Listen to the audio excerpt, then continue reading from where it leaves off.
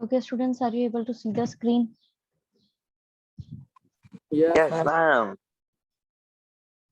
If you have any problem regarding our previous topics, you can ask me.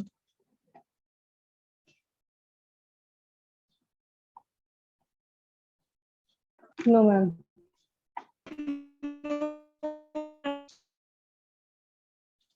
Okay. तो आज हमने पढ़ना है द राइज ऑफ द जोटेदार्स। कल हमने ये कंप्लीट करा था कि किस तरीके से यहाँ पर ये रेवेन्यू पे नहीं करते थे।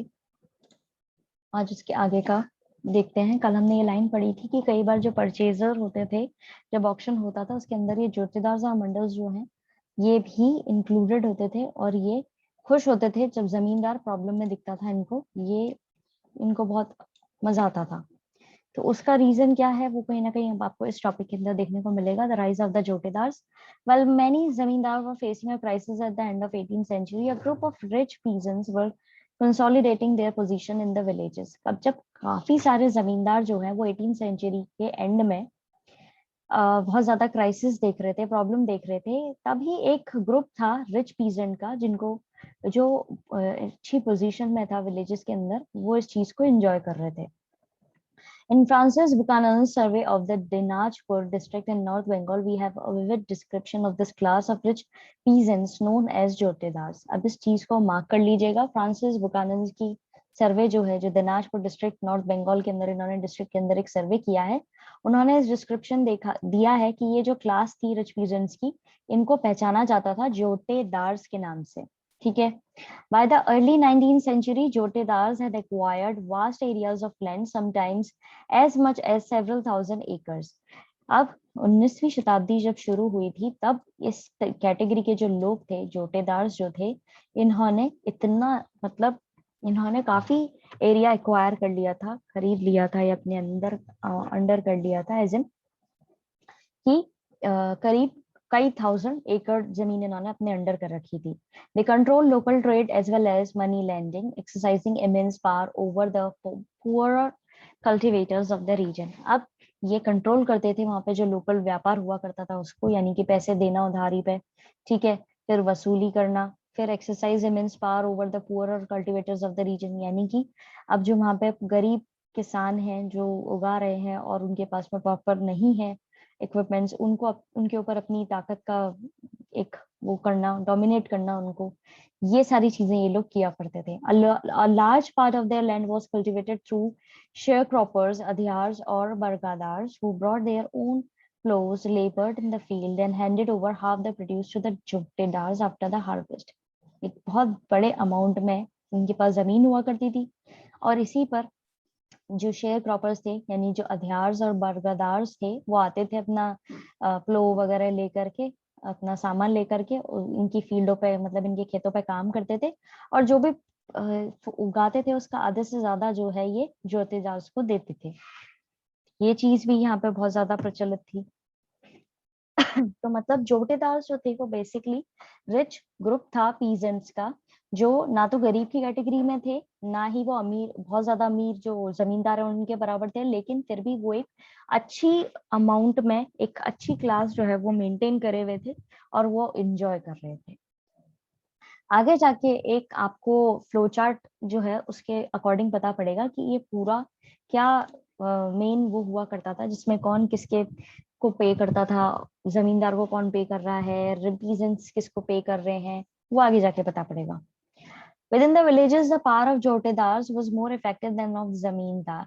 अब गाँव के अंदर जोटेदार्स जो है उनकी पावर ज्यादा होती थी, इफेक्टिव होती थी, बजाय जमींदार के। Unlike zamindars who often lived in the urban areas, jotedars were located in the villages। अब जमींदार जो है वो तो क्या शहर में रहते थे, अर्बन एरियाज में रहते थे, और जोटेदार जो है वो विलेज एरिया में ही रहते थे। And exercise direct control over considerable section of poor villagers। और जो गरीब विलेजर्स हुआ करते थे उन पर ये अपना डायरेक्ट कंट्रोल जो है वो एंजॉय करते थे, क्योंकि ये वहीं रहते थे विलेजेस के अंदर। They fiercely resisted efforts by zamindar to increase the jama of the village and prevented zamindari officials from executing their duties।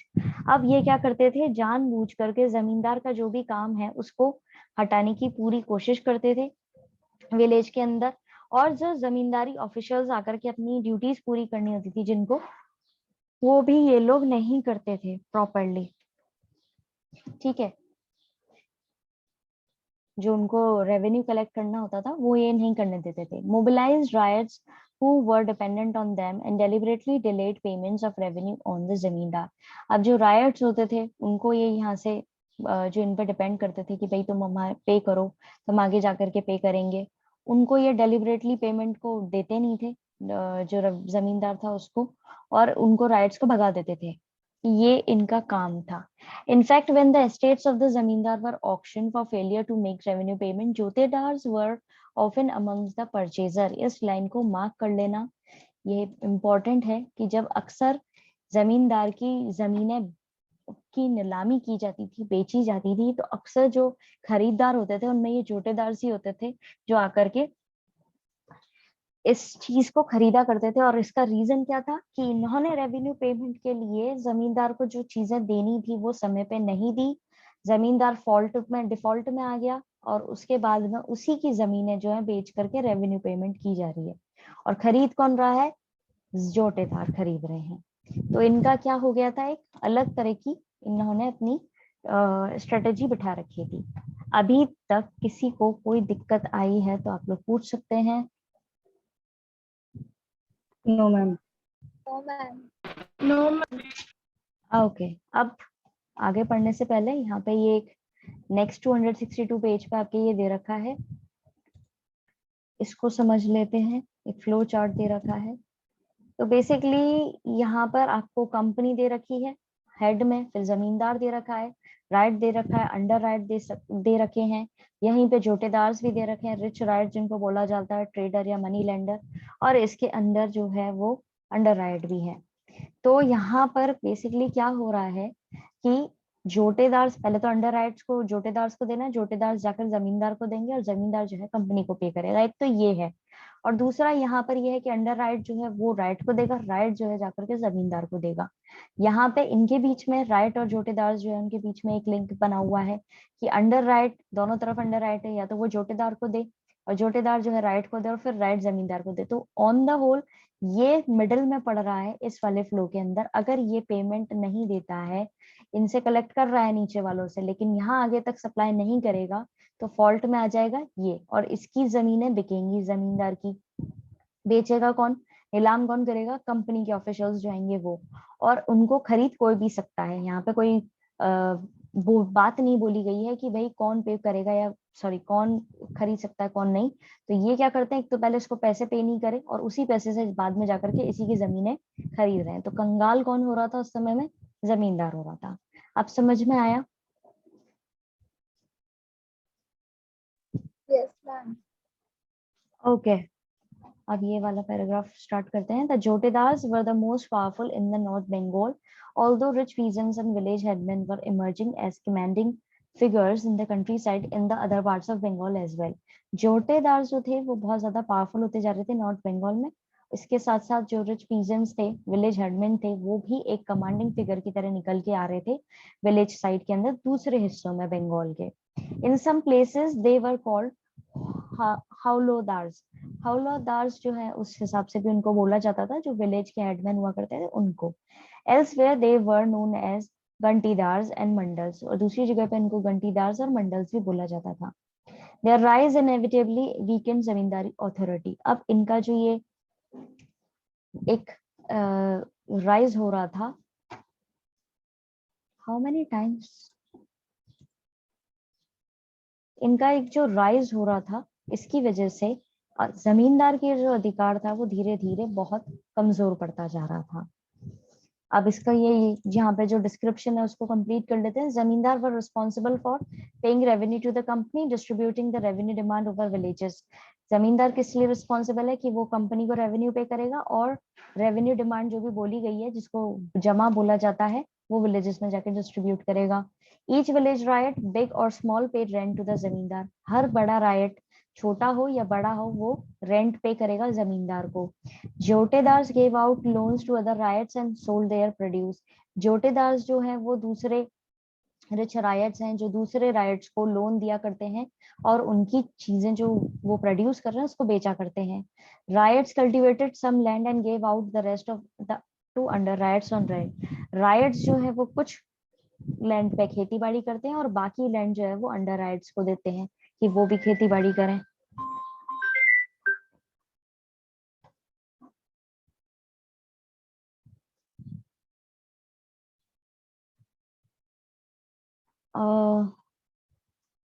Riots cultivated some of land. Wait a minute, students. Riots cultivated some land and gave out the rest of the under rights. मतलब दूसरे under rights को ये किराए पे जमीन दिया करते थे, खुद पे थोड़े पे खुद करते थे काम और बाकी पे उनको दे देते थे किराए पे। Under ryots paid rent to the ryots. अब यही किराया जो है अंडर राइट्स राइट को पे करते थे। ठीक है, समझ में आया?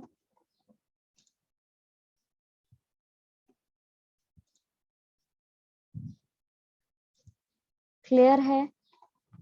जोटेदार कौन थे, Yes, उनको ma'am. किस नाम से बोला जाता था, ये सारी चीजें आपको याद करनी है। कौन से एरियाज में इनको गंटीदार्स और मंडल्स के तौर पे बोला जा रहा है, कहाँ हाउलदार्स बोला जा रहा है, किसको बोला जा रहा है, ये सारी चीजें आपने याद करनी है। ठीक है, इस पर क्वेश्चन जरूर बनता है, इंपॉर्टेंट टॉपिक है ये। अब है 1.5 जमींदार resist. The authority of the zamindars in rural areas however did not collapse. कुछ एरियाज के अंदर जमींदार का जो अधिकार था रूरल एरियाज में वो पूरी तरह से बर्बाद नहीं हुआ था। Faced with an exorbitantly high revenue demand and possible auction of their estates, they devised ways of surviving the pressures. अब इनके ऊपर जो ये बहुत ज्यादा एक्सट्रीम लेवल का प्रेशर था कि इनको डिमांड पूरी करनी थी, साथ ही साथ अगर ये डिमांड पूरी नहीं करेंगे तो इनकी एस्टेट्स जो है वो नीलाम कर दी जाएंगी। The devised ways of surviving the pressures. इन्होंने भी तरीके ढूंढ लिए थे जिससे ये इस प्रेशर को ये झेल सके। New context produce new strategies. नई प्रॉब्लम्स थी तो नई स्ट्रेटेजीज इन लोगों ने अपना ली थी। Fictitious sale was one such strategy. एक फेक फिक्टिशियस सेल, दिखावटी सेल जो है वो एक इसी तरह की स्ट्रेटेजी थी। अब इन्होंने क्या किया था कि ये भी दिखावे के लिए सेल, मतलब जो ऑक्शन हो रहा है वो करते थे। अब जैसे हमने बुर्दवान का पढ़ा था, वहां का जो राजा था बुर्दवान का, उसके जमींदारी उसकी बेची जा रही थी। ठीक है, तो यहाँ पे क्या एक है ना रूल आया हुआ था। बेसिकली वो रूल ये था कि जमींदार जो है अपने नाम पर एक सीमित अमाउंट में ही खरीद सकता था जमीन और बाकी वो अपने घर वालों के नाम पर खरीद सकता था। अगर वो अपने विमेन जो है उसके नाम पर अगर वो चीज है, जमीन है, तो वो क्या नीलाम नहीं होगी, उस पे उसको कोई नीलाम नहीं कर पाएगा। ये चीज यहाँ पे इन लोगों ने, ईस्ट इंडिया की कंपनी वालों जो थे उनका ये मानना था। ठीक है, उन्होंने अपना ये निकाल रखा था। तो ये भी क्या करते थे, अपनी जमीनें जो है खुद से नहीं खरीद करके अपने घर की जो लेडीज हुआ करती थी उनके ऊपर खरीद लिया करते थे। तो ये फिर बिकने में नहीं आती थी, बच जाती थी। It involved a series of maneuvers. The Raja of Burdwan, for instance, first transferred some of his zamindari to his mother since the company had decreed that the property of women would not be taken over. अब क्योंकि यहाँ पर राजा जो था बुर्दवान का, उसने example के तौर पे अपनी कुछ जमींदारी अपनी माता जी के नाम पर ट्रांसफर कर दी थी और कंपनी का रूल था कि अगर कोई घर की लेडी है तो उसकी जमीन नहीं ली जाएगी, उसकी प्रॉपर्टी नहीं ली जाएगी। Then as a second move, his agents manipulated the auction. दूसरे इसने जो मूव लिया था, दूसरी इसने जो स्टेप लिया था अपनी जमींदारी बचाने के लिए, वो ये था कि इसने अपने ही एजेंट्स जो हैं उनको भेज दिया था ऑक्शन के अंदर, नीलामी के अंदर। The revenue demand of the company was deliberately withheld and unpaid balances were allowed to accumulate.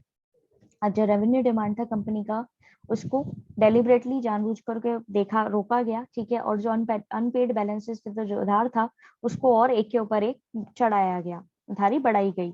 When a part of the estate was auctioned, the zamindars men bought the property, outbidding other purchasers. अब जब ये नीलामी हो रही थी तो इसी के लोग वहां पे जाकर के इसकी कुछ जमीन खरीद के ले आते हैं और बाकी जो खरीदार होते हैं उनको खरीदने नहीं देते। यानी कि सपोज अब इसी ने अपने लोगों को बैठा दिया है वहां पे ऑप्शन में और दूसरे लोग भी वहां आए हुए हैं, तो वो कुछ और बोली लगा रहे हैं, तो उससे बढ़ करके इसके लोग बोली लगा रहे हैं, क्योंकि इनका तो मेन एम यही था ना कि भाई किसी भी तरीके से हमें हमारे राजा की, जो हमें हमारा जमींदार है उसकी जमीनों को बचाना है, हमें खरीदना है, किसी और के हाथों में नहीं जानी चाहिए। तो उस हिसाब से ये लोग कर रहे थे। तो ये एक फिक्टिशियस सेल की तरह देखी जा रही थी, दिखावटी। सब्सिक्वेंटली दे रिफ्यूज टू पे अप द परचेज मनी, और फिर उसके बाद में ये क्या करते थे, बिडिंग कर देने के बाद में जब सब चले जाते थे, जब पैसे चुकाने की बारी आती थी, तो ये रिफ्यूज करते थे कि नहीं, हम तो खरीद तो लिया, अब इनकी बिडिंग हो भी गई, फाइनलाइज हो गया, तो बोले ठीक है हम तो पे नहीं करेंगे। ये ऐसे कर देते थे, so that the state had to be resold. तो इससे क्या होता था, स्टेट को वापस रीसेलिंग होती थी। Once again it was bought by the zamindar agent, वापस से वो जमींदार के एजेंट खरीद लेते थे। Once again the purchase money was not paid, और फिर से वो पेमेंट नहीं करते थे। And once again there was an auction, और फिर से नीलामी की जाती थी। ये जो प्रोसेस था ये रिपीटेडली चलता रहता था, इतना एंडलेसली चलता रहता था कि स्टेट जो है वो पूरी तरह एग्जॉस्ट हो जाती थी। And the other bidders at the auctions, और जो दूसरे बिडिंग करने वाले लोग थे वो भी परेशान हो जाते थे।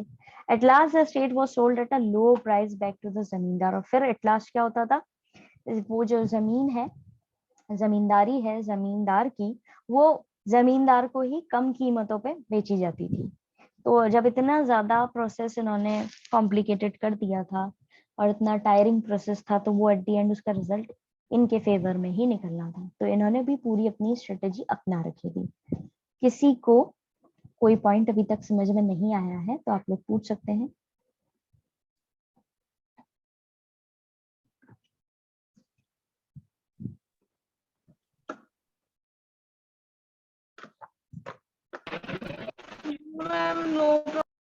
Okay,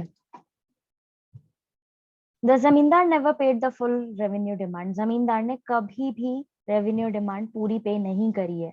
the company rarely recovered the unpaid balances that had piled up, और कंपनी जो है वो कभी भी पूरा उधार जो है उसको रिकवर नहीं कर पाई है, और वो उधारी जो है वो इकट्ठी होती गई है, बट कभी भी पूरा वो चुका नहीं है। Such transactions happened on a grand scale. इस तरह के transactions जो भी हुए हैं वो बहुत बड़े लेवल पे हुए हैं। Between 1793 and 1801, four big zamindaris of Bengal, including Burdwan, made Benami purchases that collectively yielded as much as 30 lakh. Of the total sales at the auctions, over 15% were fictitious. इतने बड़े लेवल पे ये जब transaction किए जाते थे, और basically ये टाइम पीरियड दे रखा है 1793 से 1801 के बीच में, चार बड़ी जमींदारी जो हैं इस तरह के उसमें इंक्लूड की गई हैं, इंक्लूडिंग दिस बुर्दवान। वहां पे बेनामी परचेजेस हुए हैं और करीब उनकी कीमत लगाई गई थी 30 लाख रुपए। उस जमाने के अंदर 30 लाख रुपए उसकी वो रखी गई थी, बोली एट द एंड रखी गई थी, क्योंकि पे तो इनको वैसे भी नहीं करना होता था, पे तो ये वैसे भी करने से मना कर देते थे, तो बोली ये कितनी भी लगा सकते थे, तो उस वजह से 30 लाख रुपए उस जमाने के अंदर ये रखी गई थी। और इसकी जो टोटल सेल थी उस नीलामी की, उसमें से 15% जो है वो पूरी तरह से फिक्टिशियस थी। समझ में आया? क्लियर है? Yes. ओके। और भी कुछ तरीके थे जमींदार के इस तरह की चीजों को डिस्प्लेस करने के, जहाँ पे लोग बाग जो है वो जमींदारी, जैसे बाहर से कोई आया है, ठीक है, ऑक्शन के अंदर, तो ये क्या करते थे, उनको लठियाल इन्होंने अपने अपॉइंट कर रखे थे, कुछ लोगों को अपॉइंट कर रखा था जो बेसिकली बाहर से आने वाले लोगों के ऊपर लाठी चार्ज कर देते थे, यानी उनको मार पीट के भगा देते थे। ये भी इनका एक तरीका था, और इस तरीके से ये अपनी जमीन को बचाया करते थे। ठीक है।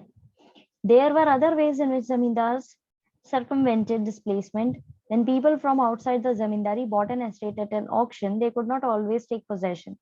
कुछ लोग जैसे बाहर से आकर के खरीद भी लेते थे, तो ये कभी भी अपना हक उस पर जमा नहीं पाते थे लोग बाग। At times their agents would be attacked by the lathiyals of the former zamindar. कई बार ऐसे केसेस होते थे कि उनके जो एजेंट्स हैं उनको लठियाल्स जो थे जमींदार के, वो अटैक कर देते थे, यानी इनके जमाने के अलग तरह के जो गुंडे हुआ करते थे इनके, वो अटैक कर दिया करते थे। Sometimes even the riots resisted the entry of outsiders, और कई बार जो रायट लोग हैं वही बाहर के लोगों को एंटर नहीं होने देते थे। They felt bound to their own zamindar through a sense of loyalty and perceived him as a figure of authority and themselves as the praja. अब ये जो रायट्स हैं ये इसलिए एंटर नहीं होने देते थे बाहर के लोगों को, क्योंकि ये अपने जमींदार को लेकर के एक इनके अंदर भावना थी लॉयल्टी वाली, और ये उनको मानते थे कि जमींदार जो है हमारा एक तरीके से राजा है और हम उसकी प्रजा हैं। The sale of the zamindari distributed their sense of identity, their pride and the zamindars therefore were not easily displaced. इसीलिए जो उसकी जमींदारी डिस्ट्रीब्यूट होती थी, उसकी जो सेल होती थी, वो बेसिकली ये था कि ये अगर बिक गई तो हमारा जो सम्मान है वो घट जाएगा, हमारे जमींदार जो है उनका सम्मान घट जाएगा। इसीलिए जमींदार जो है उनको हटाना इतना आसान काम नहीं था। ठीक है, समझ में आया? यहाँ पर आपको एक फिगर दे रखा है 10.6। महाराजा मेहताब चंद 1820 to 79, ये परमानेंट सेटलमेंट जब इम्पोज किया गया था उस समय के हैं। तेजचंद जो थे ये राजा थे बुर्दवान के।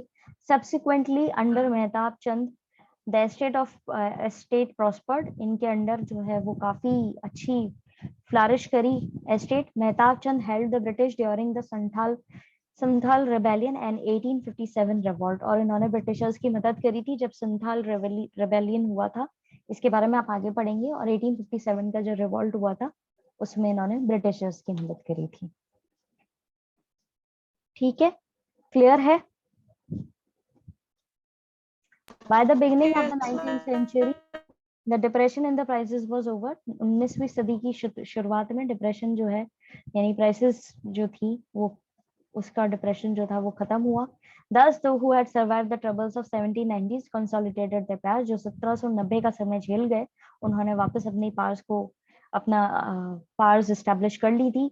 Rules of revenue payment were also made somewhat flexible, अब जो इसके रूल्स थे रेवेन्यू पेमेंट के वो भी थोड़े से इजी कर दिए थे, फ्लेक्सिबल कर दिए थे। As a result zamindars power over the villages was strengthened, और इसी के कारण जमींदार की जो ताकत थी वो वापस से विलेजेस के ऊपर और मजबूत हो गई थी।